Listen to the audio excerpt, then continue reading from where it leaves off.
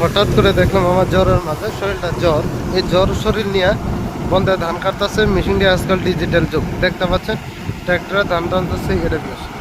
আর যারা যারা আপনার ধান কাটতেছেন অবশ্যই কমেন্টে জানাবেন। দেখুন এক মুহূর্তে দেখুন কতগুলো ধান কাটতেছে।